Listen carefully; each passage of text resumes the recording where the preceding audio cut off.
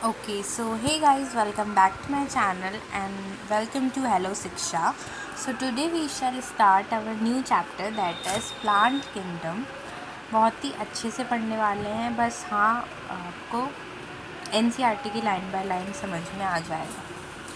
ध्यान से समझना। हमें पता है कि पहले जब हमने क्लासिफिकेशंस करे थे तो हमने बैक्टीरिया, फंजाई, साइनोबैक्टीरिया इन सबको प्लांट किंगडम में रख दिया था, ठीक है ना। एंड धीरे धीरे करके हमें पता चल गया था कि हाँ थोड़ा सा इन्हें अलग करना चाहिए, ये सब वगैरह चीज़ें जो है हमें पता चल गई थी। अब हमें ये भी पता है कि अर्लियर सिस्टम ऑफ क्लासिफिकेशन जो है वो हमारे एरिस्टोटल भाई साहब ने दिया था। तो इस चैप्टर में बेसिकली हमें 3 किंगडम्स ऑफ क्लासिफिकेशन पढ़ना है, which is artificial system of classification, natural system of classification, phylogenetic system of classification. तो मैं थोड़ा लिखने का कष्ट करती हूँ आपके लिए, ये मिटेगा नहीं यार, ठीक है। थोड़ा सा लिखने का कष्ट कर देती हूँ मैं आपके लिए, मैं बहुत अच्छी बच्ची हूँ। एक आता है बेटा अपने पास आर्टिफिशियल सिस्टम ऑफ क्लासिफिकेशन, दूसरा आता है अपने पास natural system of classification and तीसरा आता है अपने पास फाइलोजेनेटिक सिस्टम ऑफ क्लासिफिकेशन। तो these are the 3 types of classification which mainly we have to study in this chapter. Now देखो, सबसे पहले तो आप थोड़ा बेसिक सा है ना, आप समझ लिया करो। कभी भी चैप्टर शुरू करने से पहले ना उनके वर्ड्स का मीनिंग ढूंढ के आया करो किसी भी क्लास में आओ तो। By the way let's start our next. देखो ये this is artificial system of classification. So what does this artificial system of classification से? देखो आर्टिफिशियल सिस्टम ऑफ क्लासिफिकेशन जो था ना, वो बेस्ड था on the basis, it was based on one और फ्यू मॉर्फोलॉजिकल कैरेक्टर्स पे बेस्ड था, वन और फ्यू मॉर्फोलॉजिकल कैरेक्टर पे बेस्ड था। मतलब कि ना इस सिस्टम ऑफ क्लासिफिकेशन में ना ऑर्गेनिज़म को, हमारे जो ऑर्गेनिज़म्स थे उनके बाहरी कैरेक्टर्स को देख के, उनके एक या एक से ज़्यादा कैरेक्टर्स को देख के क्या किया गया था, क्लासिफिकेशन किया गया था। एंड इसको अर्लीस्ट माना गया था, और अर्लीस्ट क्लासिफिकेशन हमें पता है किसने दिया था, एरिस्टोटल ने दिया था, ठीक है। जिसमें हमने ये देखा था ना कि उनने प्लांट्स को क्या कर दिया था, 3 कैटेगरी में उनने प्लांट्स को डाल दिया था। अपने पास हो गई थी ट्रीज़, श्रब्स और हर्ब्स, ये तो आपको याद होगा, है ना। और उनने एनिमल्स को किसके बेसिस पे कर दिया था, ईनाइमा एंड एनाइमा ब्लड कलर के बेसिस पे, ईनाइमा एंड एनाइमा के बेसिस पे कर दिया था।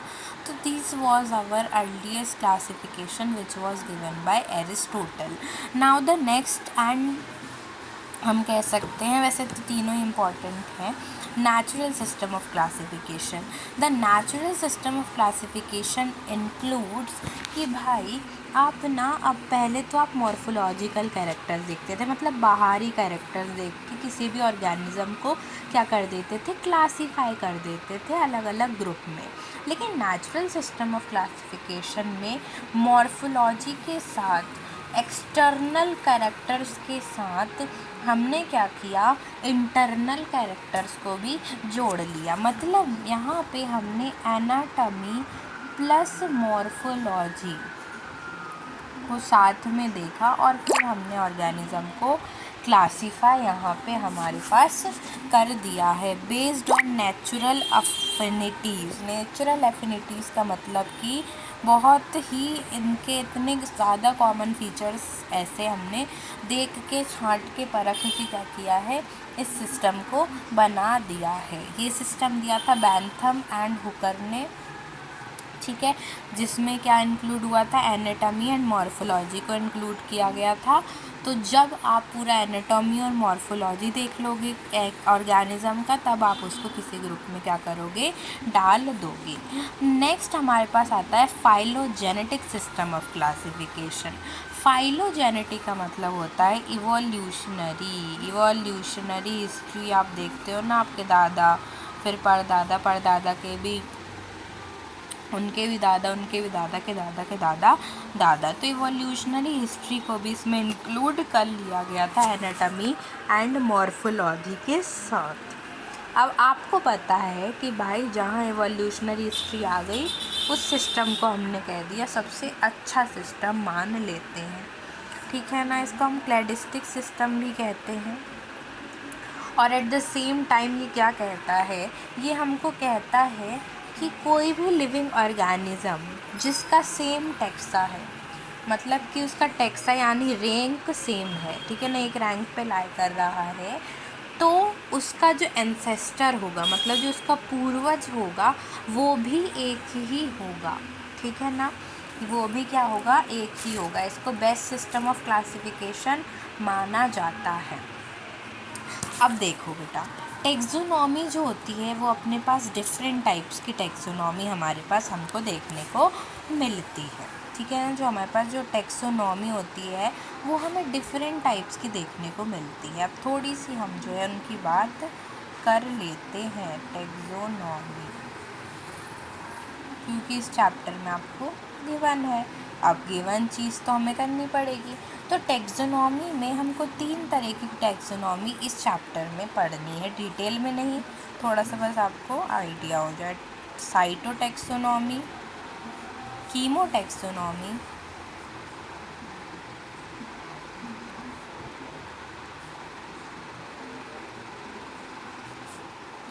नहीं दिख रहा है क्या आपको? मेरे को लग रहा है आपको नहीं दिख रहा है। रुको, कोई बात नहीं, अपन बेटा बैठे हैं इसलिए कि आपको दिखे।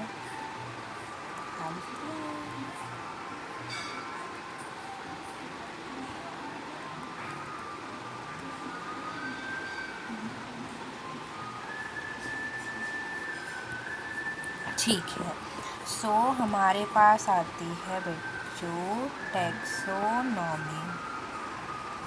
टेक्सोनॉमी हमारे पास डिफरेंट टाइप्स की टेक्सोनॉमी हम देखेंगे।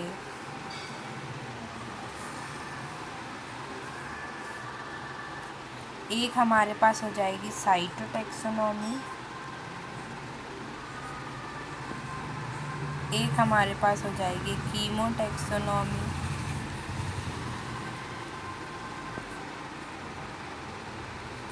और एक हमारे पास हो जाएगी न्यूमेरिक टेक्सोनॉमी। इसको थोड़ा सा मिटा के आगे, न्यूमेरिक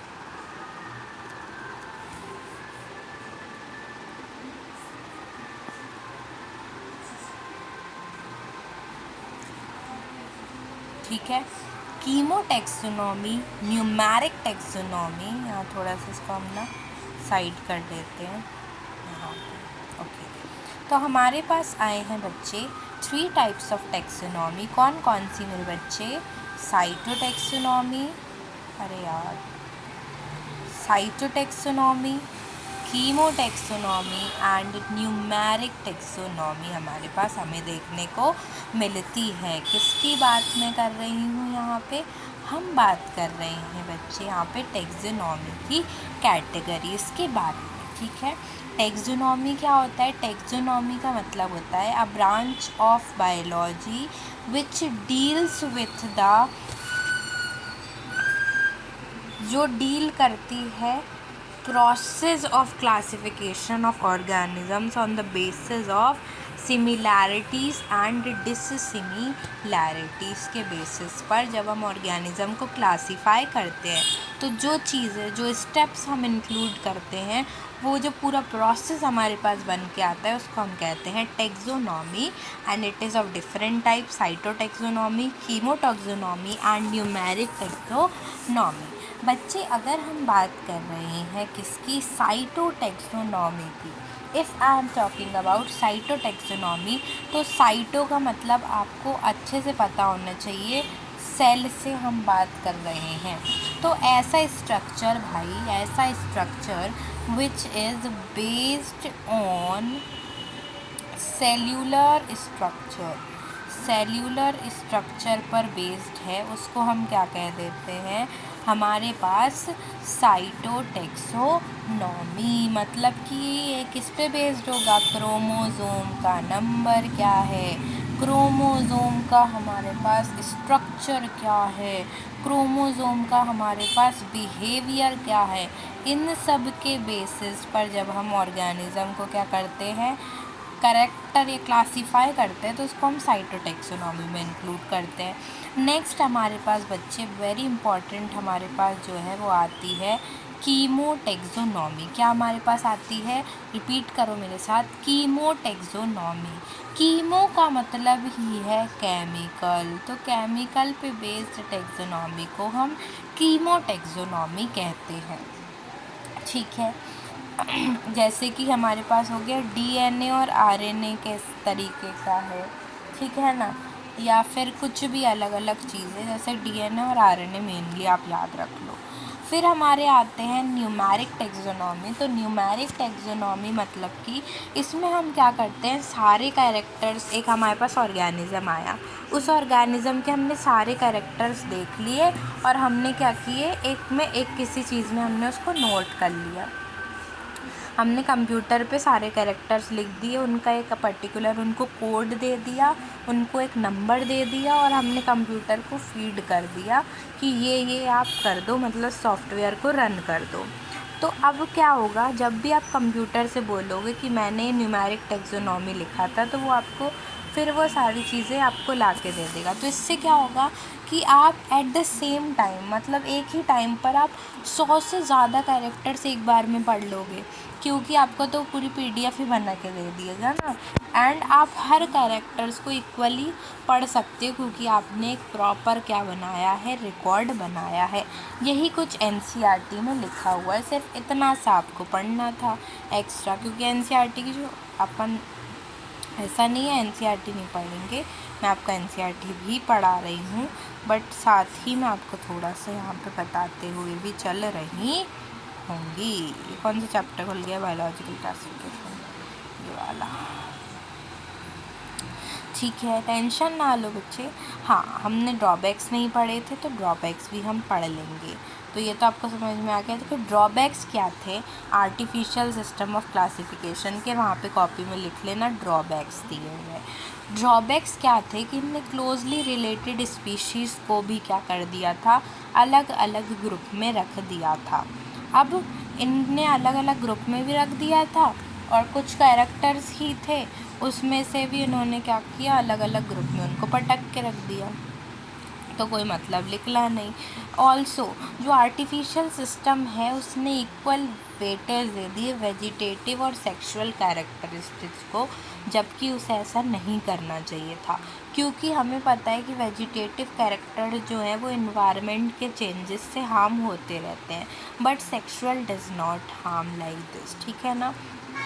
यहाँ पे देखो ये सारी चीज़ें होगी, फाइलोजेनेटिक, ये साइटोटैक्सोनॉमी, कीमोटैक्सोनॉमी, न्यूमेरिकल टैक्सोनॉमी मैंने आपको पढ़ा दी है। हम सबसे पहले आ जाते हैं बच्चे हमारी एल्गी दीदी पर। किस पे आ जाते हैं, हमारी एल्गी दीदी पर आ जाते हैं, और थोड़ी एल्गी के बारे में थोड़ी सी चर्चा हम कर लेते हैं।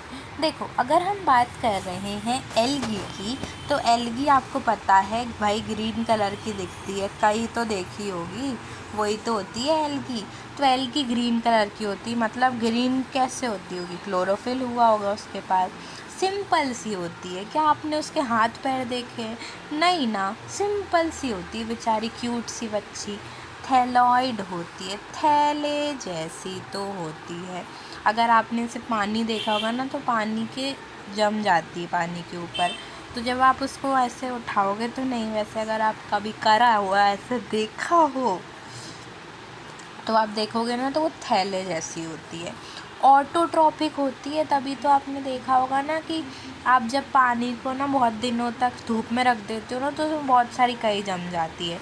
क्यों, क्योंकि वो खुद का खाना बना के बड़ी होती जाती है, तो वो ऑटोट्रॉपिक होती है एंड लार्जली एक्वाटिक। भाई पानी में ही तो देखती है हमको, पानी तो देखा ही होगा कई वाला, कभी ना कभी नहीं देखा है ना, तो आपके पास ना ऐसे वो होती है ना, वो यहाँ पे नल लगा रहता है, इसमें अपन ब्रश करते खड़े होके, वॉथवेशन टाइप, शायद वॉथवेशन बोलते हैं इसको, जो भी बोलते हैं, वहाँ पर ना नीचे जो एक से पाइप लगा रहता है ना, स्पाइरल टाइप सा, उधर देखना, उधर इतनी कहीं जमी होगी, इतनी कहीं जमी होगी, आराम से समझ में आ जाएगा।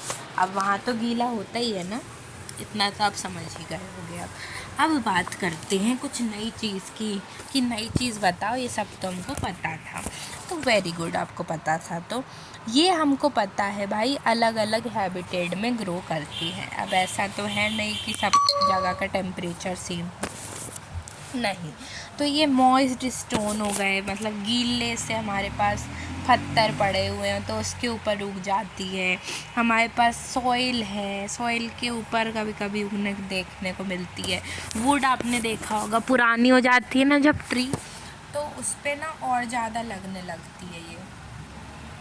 तो वो हमने सारा चीज़ें यहाँ पे देख ली।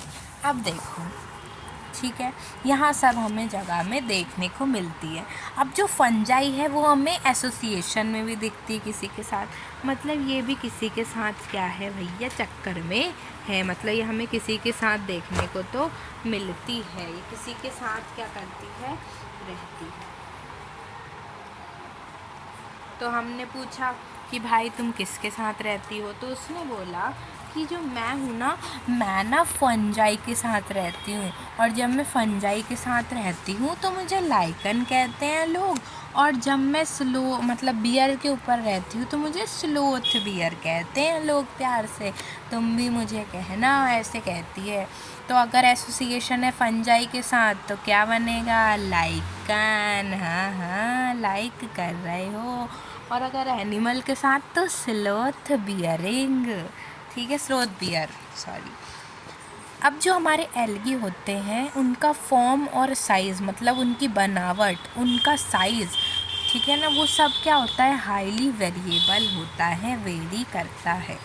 कॉलोनियल से लेके फिलामेंटस तक, यूनिसेल्यूलर, ऐसे बड़े बड़े कैल्प्स बना लेती है ना, ये सारी चीज़ें। अगर मैं आपको एक छोटू सा डाटा बता दूं तो कॉलोनियल में हमको देखने को मिलती है वॉलवॉग्स, फिलामेंटस में हमको देखने को मिलती है यूलोथ्रिक्स स्पाइरोगायरा, मैसिव ऐसे प्लांट्स अमाउंट में ऐसे वैसे ऐसे बना लेती पूरी जगह पे, तो कैल्प्स हो जाएगा। एंड हमारे पास एक और आती है यूनिसेल्यूलर फंजाई, भी हमारे पास हमको देखने को मिलती है, जिसका नाम है यूनिसेल्युलर फंजाई का क्ले माइडोमोनस एंड क्लोरेला, ठीक है। जो एल्गी होती है ये vegetative, asexual and sexual reproduction show करती है। अगर हम बात करें वेजिटेटिव रिप्रोडक्शन की, तो जो वेजिटेटिव रिप्रोडक्शन है वो फ्रेगमेंटेशन के द्वारा करा जाता है। हर फ्रेगमेंट टूटता है एंड टूटने के बाद हमारे पास थैलस हमें देखने को मिलता है। अगर हम बात करें एसेक्सुअल रिप्रोडक्शन की, तो वो होता है different types of spores formation से, मतलब अलग अलग तरीके के स्पोर्स बनते हैं जिससे फिर हमारी प्लांट की बॉडी बनती है, जैसे कि जू स्पोर, जिनको मोटाइल स्पोर्स कहा जाता है, बिकॉज ये फ्लैजिला इनके पास होता है। अगर हम बात करें सेक्सुअल रिप्रोडक्शन की, तो जो सेक्सुअल रिप्रोडक्शन होता है वो हम बचपन से पढ़ते आ रहे हैं, दो गैमिट्स के फ्यूजन से बनता है। अब बचपन में हमने पढ़ा था male gamete and female gamete के फ्यूजन से क्या बनता है हमारे पास मतलब सेक्सुअल रिप्रोडक्शन होता है, जाइगोट होता है, जाइगोट से एम्ब्रियो बनता है एंड एम्ब्रियो से डायरेक्ट हमारा बेबी बन जाता है। अब जो है ये 3 तरीके का होता है sexual reproduction, isogamous type, anisogamous type, oogamous type. देखो ध्यान से समझना, आइसोगैमस टाइप ऑफ रिप्रोडक्शन वो होता है जिसमें जो मेल एंड फीमेल गैमीट होता है वो सिमिलर होता है मॉर्फोलॉजी में, मतलब कि उसके बाहर का जो स्ट्रक्चर होता है वो बिल्कुल सिमिलर होता है एक दूसरे के। तो इस टाइप ऑफ रिप्रोडक्शन को हम कहते हैं आइसोगैमस, ठीक है ना। आइसो का मतलब सेम, गैमस का मतलब सेम गैमीड, जैसे कि यूलोथ्रिक्स एंड स्पाइरोगायरा। यूलोथ्रिक्स में हमारे पास मोटाइल स्पोर्स बनते हैं एंड हमारे स्पाइरोगायरा में नॉन मोटाइल स्पोर्स बनने देखने मिलते हैं। एन आइसोगैमस की बात करें तो एन से ही समझ में आ रहा है, एन का मतलब होता है कि यहाँ पर जो मेल एंड फीमेल गैमीड होता है वो अलग अलग होते हैं मॉर्फोलॉजिकली। मतलब कि यहाँ पे जो मेल गैमीड एंड फीमेल गैमीड होते हैं ये एक दूसरे जैसे नहीं दिखते, ये अलग अलग होते हैं। तो उसको हम कह देते हैं anisogamous type of reproduction, जो हमें यूडोरीना में देखने को मिलता है। लास्ट में हम आ जाते हैं oogamous टाइप ऑफ रिप्रोडक्शन में। तो oogamous टाइप ऑफ रिप्रोडक्शन में हमें क्या देखने को मिलता है कि यहाँ पे फ्यूजन होता है एक large non motile female gamete और एक स्मॉल मोटाइल मेल गैमेट के बीच में फ्यूजन यहाँ पे हमें देखने को मिलता है। एंड इसको हम नाम दे देते हैं क्या, oogamous टाइप ऑफ रिप्रोडक्शन, जो हमें वॉल्वॉक्स और फ्यूकस में देखने को मिलता है। एक बार जो है अच्छे से एक बार अपन कर लेते हैं थोड़ा सा रिवीजन, जो मैं आपको करा देती हूँ, जिससे आपको जो है इजीली सारी चीज़ें जो है समझ में आ जाने वाली हैं। ठीक है, समझाना बड़ा मुश्किल है। अच्छा, सबसे पहले हमने देखा कि भाई हमारी जो एल्गी होती है ना, एल्गी, इसका ना थैले जैसा स्ट्रक्चर होता है। मतलब थैले जैसा क्या होता है, इनका स्ट्रक्चर होता है हमारे पास। ये भाई ऑटोट्रॉपिक होती है, खुद खाना बना लेती हैं, खुद इतनी अच्छी हैं ये। ऑटोट्रॉपिक होती है हमारी, ये एसोसिएशंस में भी हमको देखने को मिलती है। फिर हमने देखा कि ये जो होती है ना हमारे पास, ये हमारी फोटोसिंथेटिक होती हैं, फोटोसिंथेटिक होती है। फिर हमने देखा कि जो एल्गी होती है ना, ये ग्रीन कलर की भी होती हैं, अलग अलग कलर की भी होती हैं। फिर हमने देखा इनके पास ना क्लोरोफिल प्रेजेंट होता है, क्लोरोफिल, तभी तो ये ग्रीन है ना। ये कहाँ पाई जाती हैं भैया, एक्वाटिक वाटर में तो पाई जाती हैं, फ्रेश वाटर हो चाहे मराइन वाटर हो। इनका जो फॉर्म और साइज़ होता है ना, ये अलग अलग में वेरी करता है। मतलब बहुत टाइप्स की एल्गी हमें देखने को मिलती है। फिलामेंटस, यूनिसेल्युलर हमारे पास हो जाती है, फिर अपने पास कॉलोनियल हो जाती हैं, कुछ मैसिव अमाउंट्स में वो प्लांट की बॉडी बना लेती हैं। ये सारी चीज़ें हमें देखने को मिलती है। फिर हमने देखा था वेजिटेटिव रिप्रोडक्शन देखने को मिलता है फ्रेगमेंटेशन के द्वारा, एसेक्सुअल रिप्रोडक्शन ज़ूस्पोर्स के द्वारा, and sexual reproduction by the fusion of two gametes which can be a type of isogamous and isogamous and oogamous। इतनी बात तो आपको क्लियर हो गई। फ़ोटो और देख लो, यूलोथ्रिक्स एंड आपकी एनसीईआरटी में यूलोथ्रिक्स एंड कॉलोनियल वाली वॉल्वॉक्स की फ़ोटो दी है। तो ये वाला जो स्ट्रक्चर आपको दिख रहा है, दिस इज़ ऑफ वॉल्वॉक्स, और ये है बच्चे अपने पास यूलोथ्रिक्स। स्पाइरोगायरा नहीं दिखाई, मैं आपको बता देती हूँ, स्पाइरोगायरा में ऐसी कुछ देखने को मिलती है। ठीक है, इसका थोड़ा सा ऐसा कुछ होता है। ठीक है, यह तो अपने पास ब्राउन एल्गी और रेड एल्गी आ जाती है, ये हमारी आती है ग्रीन एल्गी का पार्ट है। अब ये हमारे कुछ फंक्शन दिए हैं, मतलब कि एल्गी की वो दी है कि एल्गी किस काम में आती है, तो ये हम पढ़ेंगे अभी लास्ट में, जब हम एल्गी की थोड़ी सी क्लासेस वगैरह के बाद में आएंगे। तो जो एल्गी है उसको 3 मेन क्लासेस में डिवाइड करा गया है, क्लोरोफाइसी, फियोफाइसी एंड रोडोफाइसी। अगर हम बात करें क्लोरोफाइसी की, तो क्लोरोफाइसी में हम कॉमनली इनको ग्रीन एल्गी के नाम से भी जानते हैं, क्योंकि इनके पास chlorophyll A and B present होता है। क्या प्रेजेंट होता है? Chlorophyll A and B present होता है। ये जो ग्रीन एल्गी होती हैं ये फिलामेंटस होती हैं, कॉलोनियल हो सकती हैं एंड यूनिसेलुलर हमारे पास हो सकती हैं। ठीक है, फिर हम ये देखते हैं कि इनके पास क्लोरोप्लास्ट भी होता है, और जो क्लोरोप्लास्ट होता है वो discoid, plate shape, reticular, cup shaped, spiral, ribbon shaped भी हमको देखने को मिलता है इनकी अलग अलग स्पीशीज़ में। जो इनके जो मेंबर्स होते हैं क्लोरोफाइसी क्लास के, मतलब कि ग्रीन एल्गी के जो मेंबर्स होते हैं वो अपना जो फूड है वो स्टोर करते हैं इन द फॉर्म ऑफ फायरीनोइड्स। फायरीनोइड्स का मतलब होता है प्रोटीन बिसाइड स्टार्च, मतलब कि यहाँ पे तो हमारे क्या है, बीच में हमारा यहाँ पे प्रोटीन भरा हुआ है,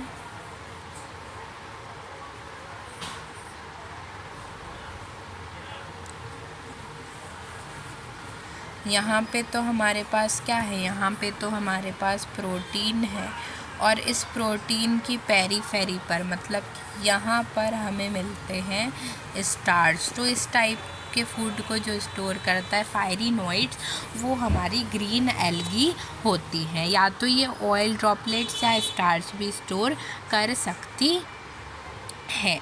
ग्रीन एल्गी यूजुअली उनके पास रिजिड सेल वॉल होती है, जो कि इनर लेयर जो होती है तीनों ही एल्गी में, क्लोरोफाइसी, फियोफाइसी एंड रोडोफाइसी में इनर जो लेयर होती है वो सेल्यूलोज की बनी होती है and outer layer differ in the three. तो अगर हम ग्रीन एल्गी की बात करें तो आउटर लेयर पेक्टोस की बनी हुई होती है हमारे पास। इतनी बात आपको जो है वो क्लियर हो गई है, वेल एंड गुड। अगर नहीं हुई है तो अभी हम रिवीजन करेंगे। वैसे भी आखिरी में जो वेजिटेटिव रिप्रोडक्शन होता है वो फ्रेगमेंटेशन से ऑकर होता है। एसेक्सुअल रिप्रोडक्शन फ्लैजिलेटेड ज़ूस्पोर से ऑकर होता है, जो प्रोड्यूस होता है ज़ूस्पोरेंजिया में। स्पोरेंजिया मतलब कि स्पोर्स को बियर करने वाला। जो सेक्सुअल रिप्रोडक्शन होता है वो हमारा isogamous, anisogamous and oogamous type of देखने को मिलता है। अब मैंने स्टार्टिंग में एक बात कही थी, अगर किसी को याद हो तो बताना, कि ये जो एल्गी होती है ये हमें यूनिसेलुलर, फिलामेंटस एंड कॉलोनियल देखने को मिलती है। इसी से हम एग्जाम्पल भी याद कर लेते हैं। कॉलोनियल में हमने एक ही पढ़ी थी, कौन, वॉलवॉक्स, फिर क्लेमाइडोमाइनस, कोलेरा, स्पायरोगायरा, यूलोथ्रिक्स। बस कारा आपको और याद करनी है। जो कारा होती है ये मल्टी सेलुलर होती है एंड इट्स जो सेक्स ऑर्गन होता है इधर पर वो जैकेटेड होता है। हालांकि हम अगर एल्गी में देखें तो वो यूनिसेलुलर एंड नॉन जैकेटेड होता है। ठीक है, नेक्स्ट हम बात करते हैं क्लास फियोफाइसी की, जिसको कॉमनली हम ब्राउन एल्गी के नाम से भी जानते हैं। ये भी ग्रेट वेरिएशन शो करती हैं साइज एंड फॉर्म में। It range from branch to filamentous form, जैसे कि एक्टोकार्पस, ठीक है ना, हमारे पास हो जाती हैं, जो कि कैल्प्स बना लेती हैं बहुत सारे 100 मीटर्स के एक्टोकार्पस। ठीक है, they possess a C carotenoid xanthophylls and fucoxanthin present होता है, जो इनको ब्राउन कलर देने में हेल्प करता है। Food is stored as complex carbohydrate, मतलब यहाँ पे लेमिनेरियन और मैनीटॉल जैसे फूड्स को स्टोर किया जाता है। जो वेजिटेटिव सेल होता है उसके पास सेलुलोजिक सेल वॉल होती है which is covered with a gelatinous sheet और the coating which is called as algin. ठीक है, इनके पास सेंट्रली लोकेटेड वैक्यूल भी होता है, प्लास्टिड भी होता है एंड न्यूक्लियस भी हमें देखने को मिलता है। फिर अगर हम इसकी प्लांट बॉडी की बात करें तो वो सबस्ट्रेटम, मतलब ज़मीन से जो है वो होल्ड फास्ट वाली चीज़ों से अटैच्ड होता है, और एक स्टोक होती है इनके पास जिनको हम कहते हैं स्टीप, एंड एक लीफ लाइक स्ट्रक्चर होता है फ्रॉन्ड, जो फोटोसिंथेसिस कराने में हेल्प करता है। वेजिटेटिव रिप्रोडक्शन फ्रेगमेंटेशन से होता है। एसेक्सुअल रिप्रोडक्शन बाय फ्लैजिलेटेड ज़ूस्पोर से होता है। अगर हम बात करें इनके ज़ूस्पोर्स की, एसेक्सुअल ज़ूस्पोर्स की, तो ये पीआर शेप्ड होते हैं जिनके पास तो अनइक्वल फ्लैजिला हमारे पास देखने को मिलते हैं। अगर हम बात करें सेक्सुअल रिप्रोडक्शन की, तो वो आइसोगैमस होता है, एनाइसोगैमस होता है, ऊगैमस होता है हमारे पास। ठीक है, जो गैमिट्स यहाँ पे होते हैं ये पियर शेप्ड गैमिट्स होते हैं जो दो laterally attached unequal flagella contain करता है। Example ectocarpus, dictyota, laminaria, fucus and हमारे सरगैसम इसमें आ जाते हैं। रोडोफाइसी को मेनली हम रेड एल्गी कहते हैं बिकॉज इनके पास red pigment that is R phycoerythrin present रहता है इनकी बॉडी पे, that's why their colour is red colour. जो मेजॉरिटी ऑफ रेड एल्गी होती हैं दे आर मराइन एंड ये हमें ग्रेटली वार्मर एरियाज़ में देखने को मिलती हैं। और ये जो होती है ना, ये हमारी ओशियंस के अंदर, बहुत अंदर जाके डीप ओशियन में हमको देखने को मिलती हैं बिकॉज वहाँ पे रेड लाइट क्या करती है, पेनिट्रेट करती है। जो रेड एल्गी होती हैं ये मल्टी सेलुलर होती हैं, कुछ का कॉम्प्लेक्स बॉडी फॉर्मेशन भी होता है। जो फूड स्टोरेज होता है वो फ्लोरिडियन स्टार्च होता है जो अमाइलोपेक्टिन एंड ग्लाइकोजन की तरह हमें देखने को मिलता है। अगर हम रेड एल्गी की बात करें तो जो रेड एल्गी होती हैं वो यूजुअली फ्रेगमेंटेशन से रिप्रोड्यूस करती हैं एंड ये नॉन मोटाइल स्पोर्स बनाती हैं। जो स्पोर्स इनके पास प्रेजेंट नहीं होता, मतलब इनकी ज़िंदगी में कभी भी मोटाइल स्पोर नहीं बनेगा। मतलब रोडोफाइट्स की ज़िंदगी में flagella is absent through out their life. Sexual reproduction non motile gametes के थ्रू होता है। ऊगैमस रिप्रोडक्शन ही देखने को मिलता है बिकॉज उन दोनों में तो गैमिट चाहिए होता है, ऊगैमस में नहीं चाहिए होता है, तो ऊगैमस टाइप ऑफ रिप्रोडक्शन देखने को मिलता है। पॉलीसाइफोनिया, ग्लेसिरेलिया, जेलिडियम, पॉरीफायरा, इन सब के आपको एग्जाम्पल याद रखने पड़ेंगे। आपको आई होप सा याद हो गया होगा एल्गी का। Now let us move to bryophytes. इन दोनों का मैंने अलग एक वीडियो भी आपको बनाया है, अगर वहाँ से आपको देखना है तो आप देख सकते हैं। ब्रायोफाइट्स की बात करें तो ब्रायोफाइट्स इंक्लूड करते हैं मॉसेस एंड फर्न्स। ये हमको मेनली ऐसे मॉइस्ट जगहों पे या फिर कूल डैम प्लेसेस पे या फिर हमें देखने को मिलती हैं। कुछ सैंडी सॉइल्स में भी देखने को मिल जाती हैं, कुछ हिली एरिया, शेडी एरियाज़ में भी देखने को मिल जाते हैं ब्रायोफाइट्स हमारे पास।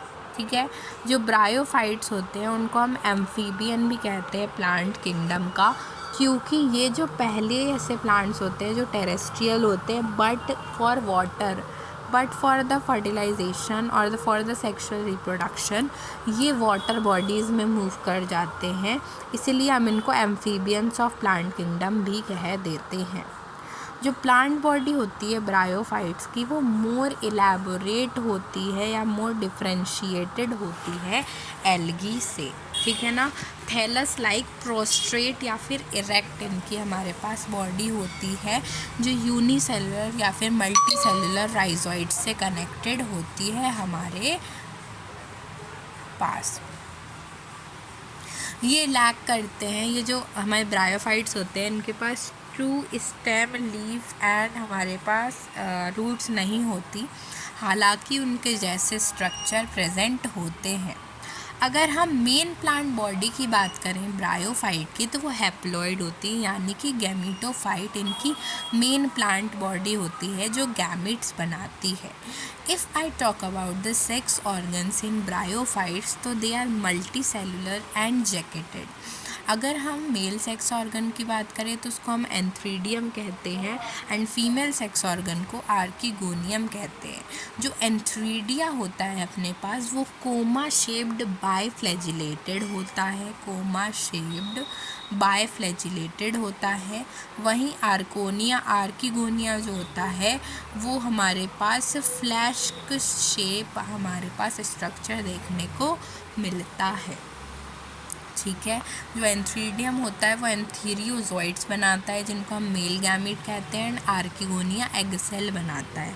एंथ्रियोजोइड्स जो होते हैं ये वाटर बॉडी में चले जाते हैं एंड देन क्या होता है कि वो माउथ ऑफ आर्किगोनिया में पहुंच जाते हैं वाटर के थ्रू, कुछ केमिकल रिसेप्टर्स के थ्रू, एंड देन वहाँ पे इनका फर्टिलाइजेशन हो जाता है एंड जाइगोट फॉर्मेशन होता है। अब ये जो जाइगोट होता है ये डायरेक्टली रिडक्शन डिवीज़न नहीं करता, ये एक मल्टी सेलुलर बॉडी बनाता है जो कि है स्पोरोफाइट, जो फ्री लिविंग होती है एंड ये फोटोसिंथेटिक गैमीटोफाइट्स से डिपेंडेंट होती है गैमीटोफाइट पर अपने नरिशमेंट के लिए।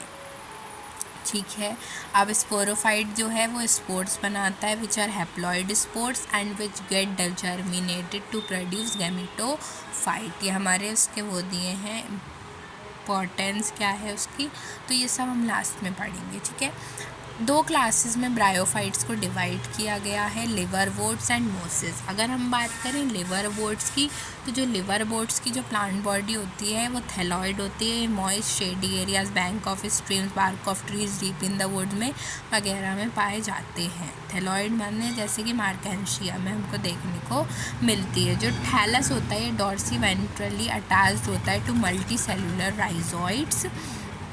फिर यहाँ पे हम जो है stem like, leaf like structure भी देखने को मिलता है हमें, और यहाँ पे हमें देखने को मिलता है कि जो लीव्स होती हैं 2 रोज़ में अरेंज होती है, जैसे कि पोरेला में हमें देखने को मिलती है। एसेक्सुअल रिप्रोडक्शन फ्रेगमेंटेशन के थ्रू होता है या फिर गैमा के फॉर्मेशन में होता है।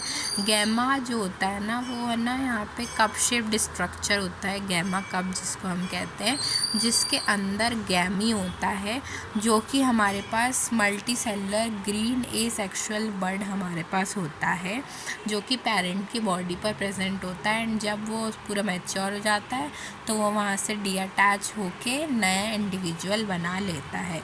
सेक्सुअल रिप्रोडक्शन जो है वो male and female sex organ के बीच में होता है, जो बिलोंग कर सकते हैं तो सेम थाली से या फिर डिफरेंट थाली से। यहाँ पे जो स्पोरोफाइट होता है it is divided into foot, सीटा एंड कैप्सूल। यहाँ पे कैप्सूल जो होता है उसके पास स्पोर मदर सेल होते हैं which get germinated to spores and spores finally get converted to the main plant body that is haploid called gametophyte. Let us now talk about mosses. तो mosses में जो predominant stage होती है mosses में life cycle की, वो गैमीटोफिटिक होती है which consist of 2 stage, protonema and secondary protonema. अगर हम प्रोटोनीमा की बात करें तो प्रोटोनीमा स्टेज बनी है जो स्पोर से डायरेक्टली बन जाती है, उसको हम प्रोटोनीमा कहते हैं। वो creeping green colonial filamentous structure हमें देखने को मिलता है। सेकेंड स्टेज आती है हमारे पास लीफी स्टेज, जो सेकेंडरी प्रोटोनीमा से बनती है। सेकेंडरी प्रोटोनीमा जो है वो क्या से बनती है, जब प्रोटोनीमा जो होता है ना प्राइमरी उसका फ्रेगमेंटेशन हो जाता है, फ्रेगमेंटेशन से हमारे पास सेकेंडरी प्रोटोनीमा बनती है।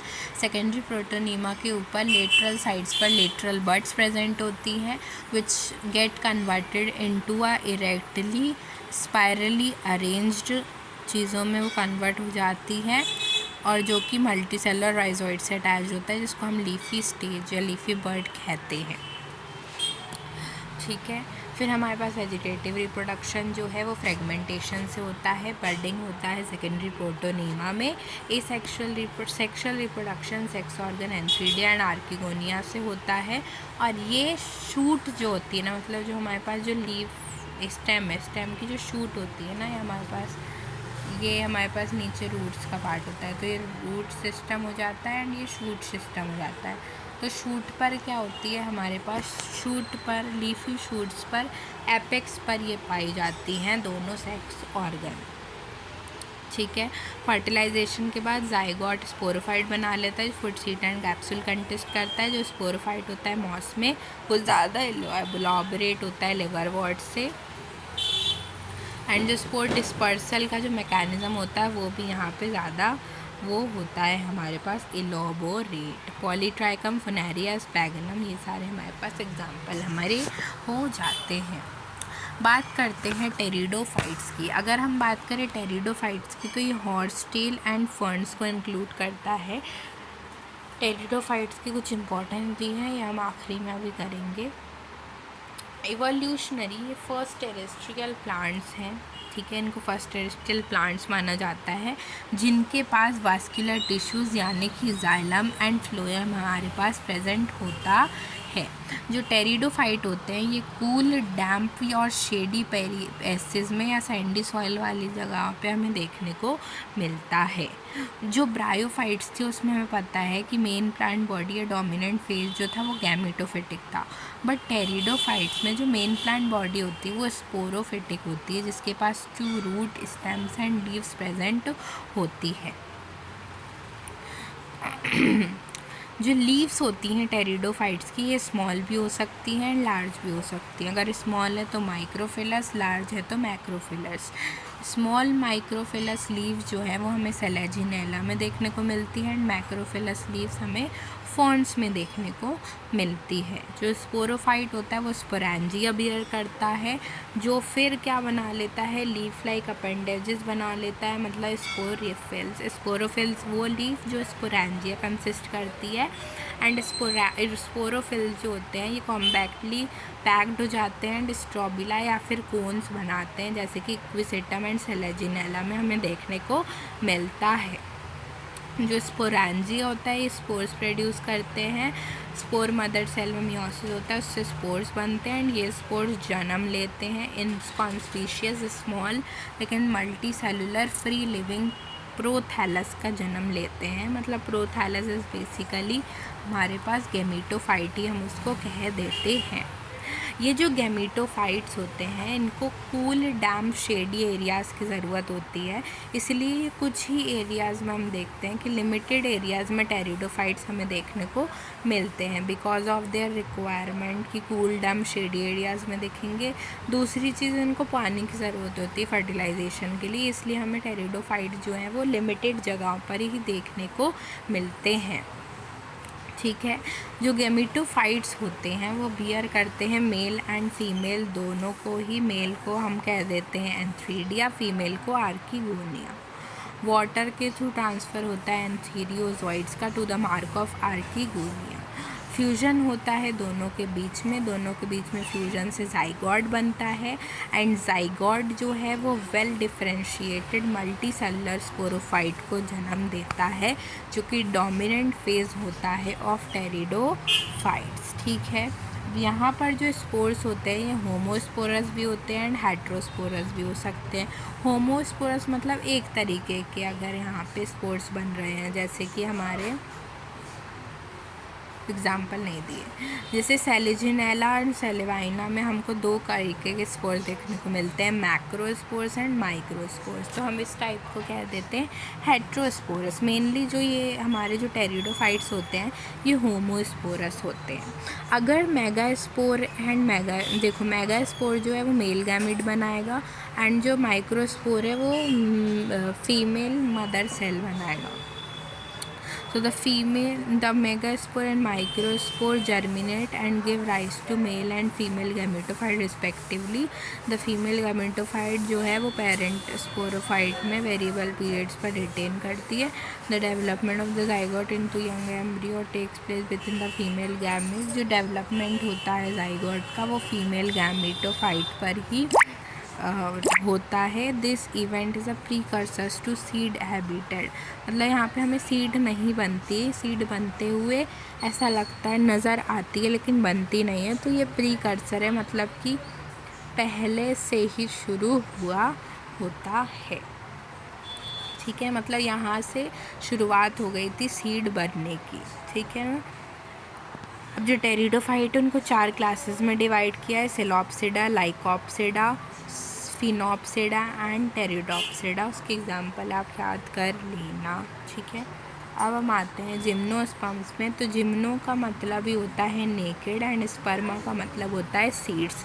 तो ऐसे ऑर्गेनिज्म जहाँ पे नेकेड सीड्स हमें देखने को मिलती है, मतलब जो हमें देख नहीं सकते।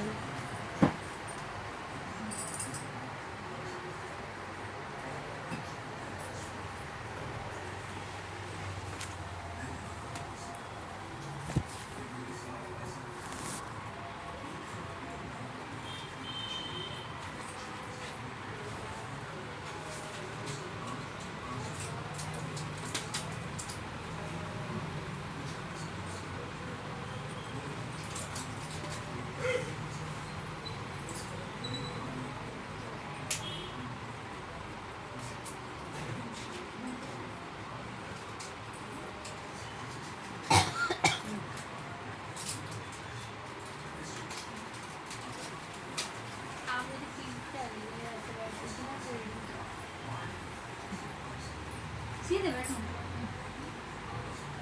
जब बिस्किट खा के बाद चिट्ठी खाई बेचारे तो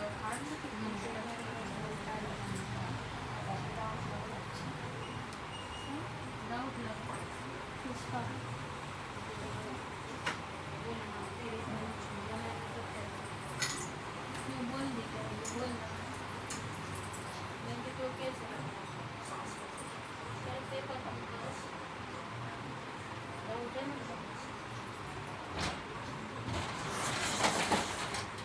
कुछ क्या चलो कुछ निकल तो लेगा वो टाइम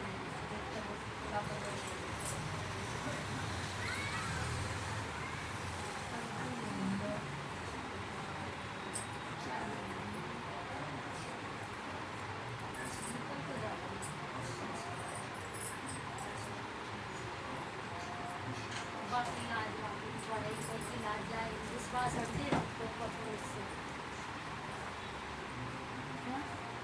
अब तो विश्वास नहीं जाए शाम से ऐसा कुछ नहीं होता